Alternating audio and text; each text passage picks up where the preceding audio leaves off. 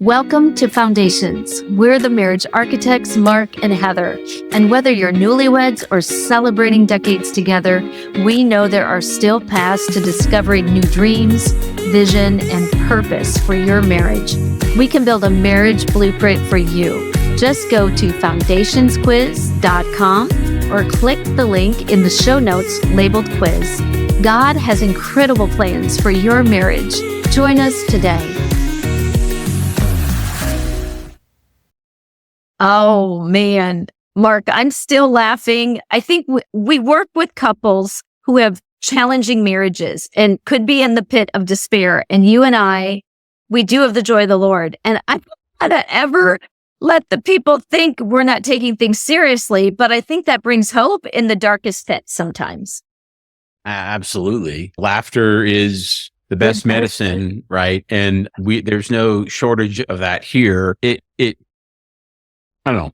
It's never meant to be kind of sarcastic or demeaning or in that sense, but sometimes I think you just have to laugh at your situation. Maybe you are that couple now that's in a hopeless place and you're watching us going, you don't get it. I'm telling you, we do. They're our own marriages, right? 25 years on my end, 30 plus years, Heather, for you and John, countless couples, hundreds of couples that have been in our office. Literally, we can say we've heard it all. We have. And some of those have been very dark places, but yet I've seen time after time. And again, this is the advantage of being a Christian counselor is I don't have any of those answers in that clinical setting, all the years of training and hours of practicum and laboriously discussing session after session with your advisor. Yeah. There's just sometimes no answers. But yet God shows up and he does his thing and you're sitting back literally in awe. And sometimes the people are like, thank you, you saved our marriage. And I'm like, I had nothing to do with it. Are you kidding? Like I didn't do that. That was God. And matter of fact, I didn't know what to do. I knew we were coming into a session and I was praying, God, you have to show up because I have nothing more to give this couple. I don't know what else to say. And so we're laughing and reminiscing now, and we have a lot of fun because we've seen God overcome situation after situation. And that's in line with scripture, right? We are overcomers. God's called us to be overcomers. Therefore, if you're not walking in that, you're not following God's perfect will for your life. You're called to be an overcomer. It doesn't mean life's not going to be tough, and doesn't mean your situation may not be tough and maybe looking like it's insurmountable. But I'm telling you, God's called you to be an overcomer, and with his word and maybe a little help from us, you can overcome any situation. I'm right there with you. Decades of working with people, couples, different ages and stages of their marriage. We've done our clinical work. We have the credentials. The paperwork is on the wall. But then I sit there and I wait. And it's that anticipation of what God is going to do.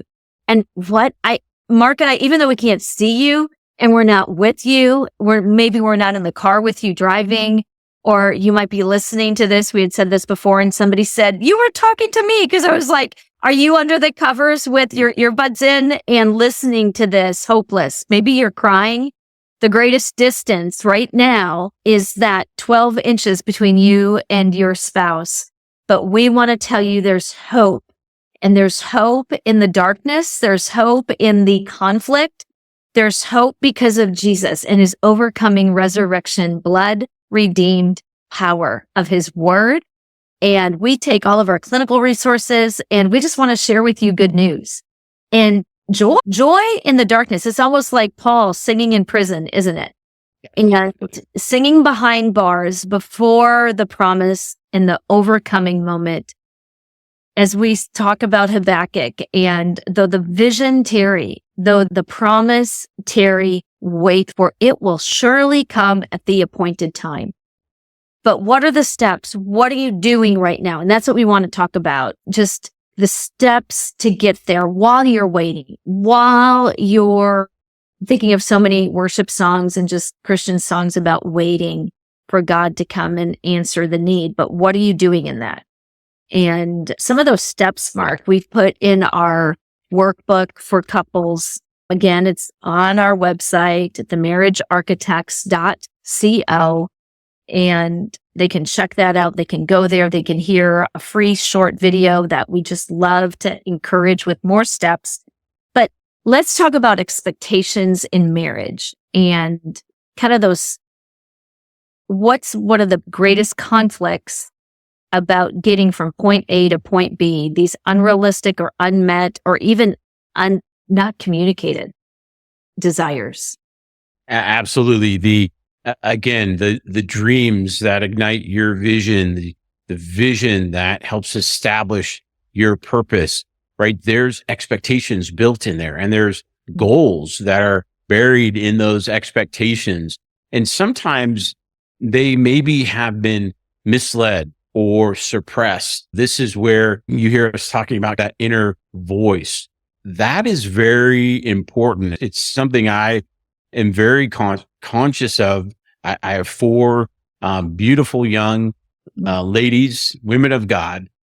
And as their father, I was entrusted with, I think, making sure that I'm bringing out that voice and helping them define and understand who God's called them to be. Maybe you weren't fortunate in that realm. Maybe there was a traumatic event, or maybe there was somebody that was trying to suppress that voice. I hear that all the time in counseling.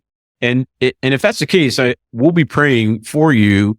That's not okay. If you're in that space and you don't feel safe to share your voice because someone told you it wasn't valuable, that's not okay. And that's not what God wants for your life. He created you for a purpose, and he gave you a voice, and it is valuable. And maybe this is the first time you're ever hearing that, but I'm telling you, your voice needs to be heard. Your spouse wants to hear it. Why? Because that's you. That is who God has defined you as. That's who he's created you to be. And guess what? There are valuable insights. There's valuable tools. There's inspiration. There is life that can come from that voice and take your marriage to new heights. Take your kids from a place maybe of despair and discouragement or depression to new heights and restoration and healing. So that voice is super important. Again, we shared a quote in a previous podcast, and I'm just going to reread it. You know, when we dream alone, it's only a dream. But when we dream together, it's the beginning of a new reality.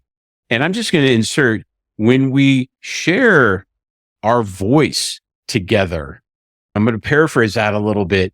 It can be the beginning of a new reality. It can be the time where you're redefining things, you know, for your marriage. So don't be afraid to share that voice. Within that voice, you're going to find your expectations for your marriage. You're going to find more dreams for your marriage, more goals for your marriage. Those expectations are incredibly valuable. We can't guess I can't think, okay, this is what Liz is thinking, and this is her expectation. I need to hear that from her. We challenge couples during our marriage retreat to talk about those. And as Heather said, to write those down. And we actually give them goals, I should say questions, that help them with that process. One of the questions are, what expectation or goals do you have for your marriage? Very simple, gets the conversation going. A lot of times couples haven't done that. They haven't asked that question. And we know through statistical research, there's only 3% of couples out there that are really talking about their goals and their expectations in marriage. Think about that. So if there's 10 people listening to me right now, that means only one person, they're not even giving me their full attention, is really doing this. That's not a great number. Not at all. No. And even if you've done your goals when you first got married, or maybe 5 years, but you've had kids and life and it's just gotten busy. Oh, how many people are maybe in the empty nester syndrome or syndrome? It can feel like a syndrome because it can feel very like an issue, a heavy weight, but it's not. Maybe it's a season, that new stage of life. So you need new expectations. Where have we redefined that for each other? Because there's a change of time. You've been running around with kids and now you don't have that clock and that calendar and that rhythm of school.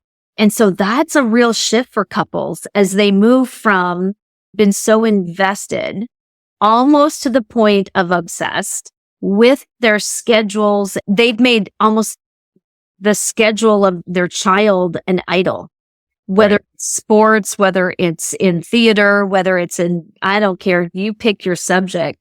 But soccer, that's a big one. We were rock climbers and we were on this rhythm and pace of the climbing competition. It was so much fun. We traveled all over the country.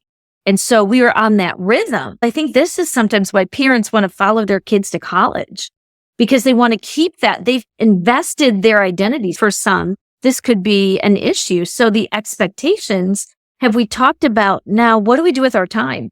We're not on that same calendar. We're not on that same rhythm. Even if it was a balanced, wonderful family experience, it's why a lot of people have challenges in this new season. What if your kid dropped it and just decided they're not interested in rock climbing or soccer? And that was our situation. We were all set, plowing ahead, soccer towards college. And my daughters just decided, I'm kind of over it. I want to focus on school. Yes.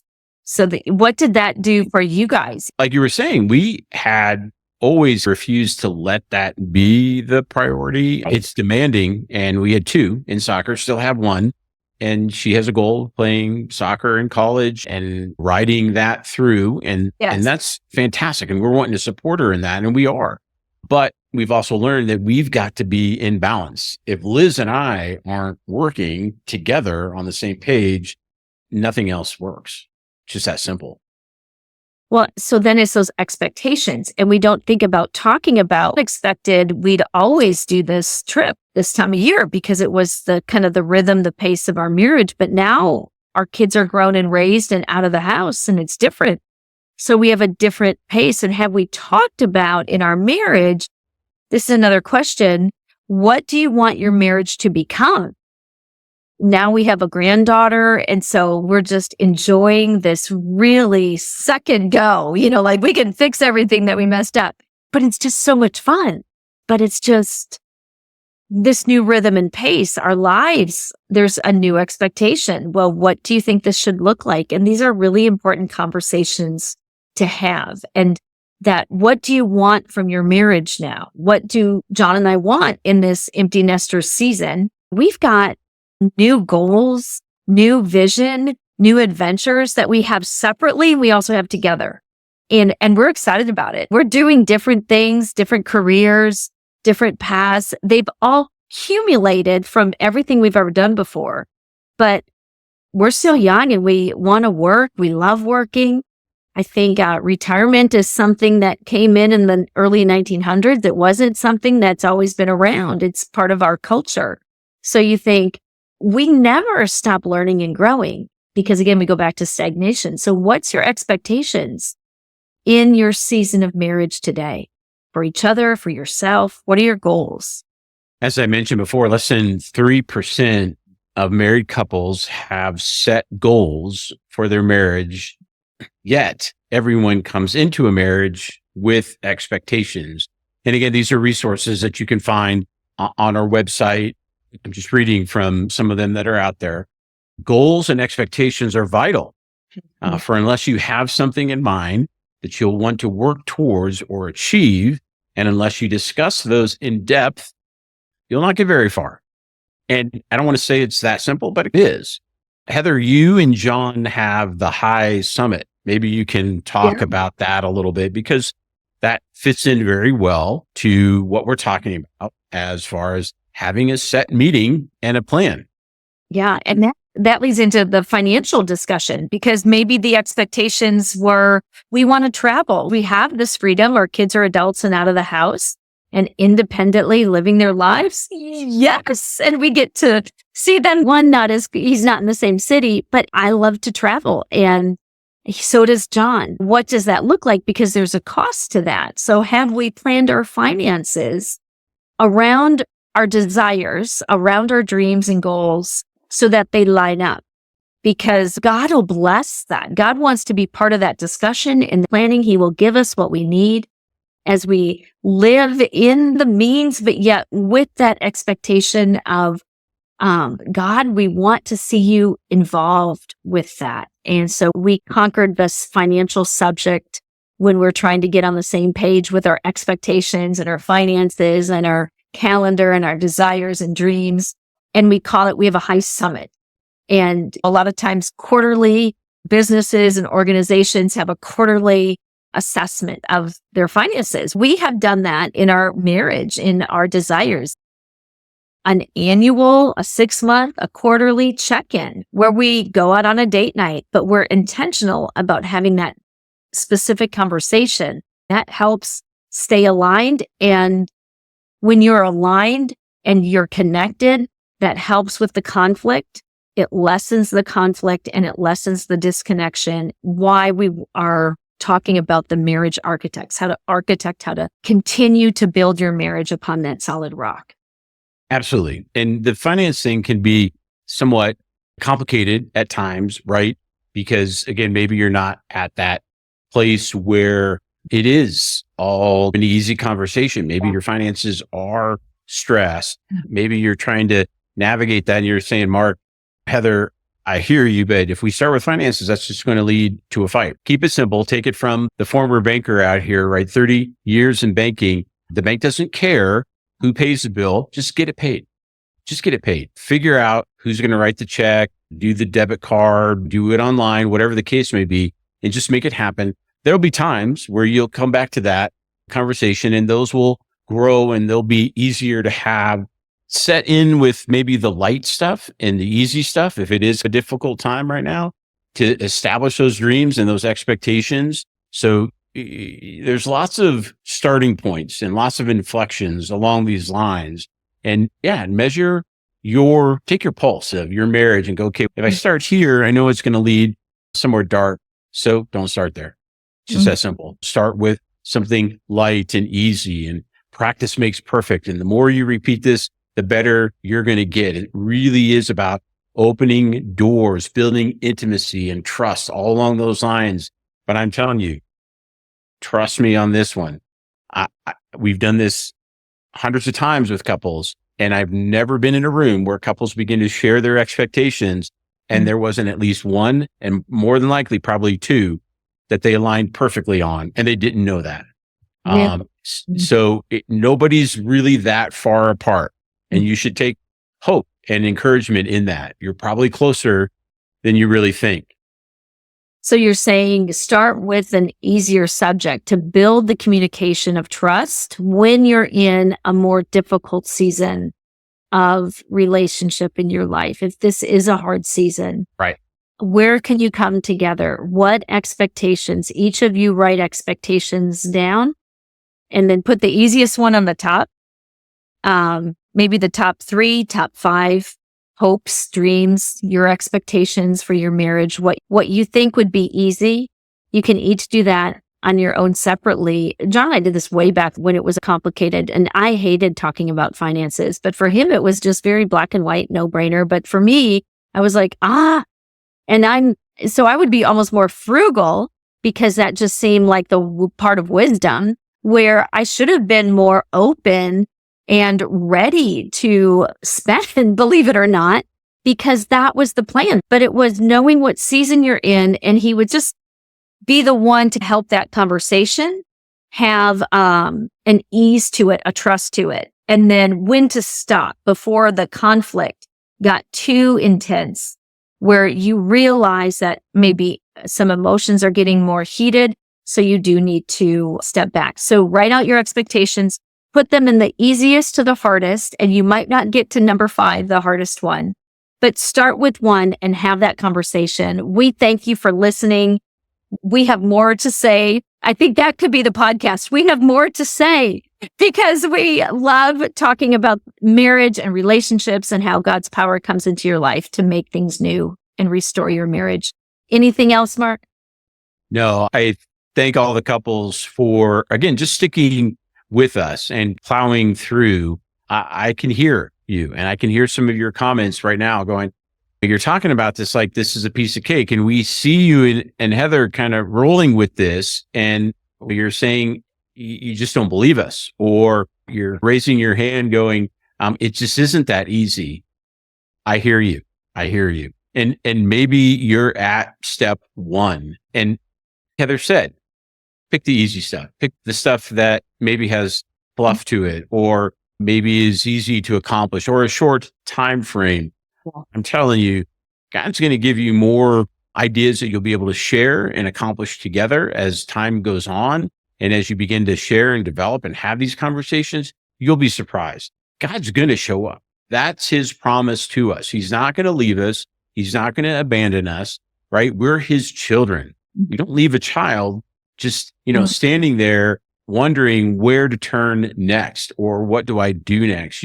As a parent, you're going to help them. You're going to reach out to them, maybe even pick them up, put them in your lap. God's going to do the same thing. And so our prayer for you is that you'll be successful at every step of the journey. These are some things that are absolutely fundamental to keeping your journey moving in the right direction and gaining God's blessing for your life. And that's what we want to make sure we're invested in you to help you succeed. So again, thank you for joining us. We can't wait till we talk again soon. Thanks for joining us at Foundations. Remember to take our quiz for your free marriage blueprint by clicking the link in the show notes. You can also check out our website at foundationsquiz.com.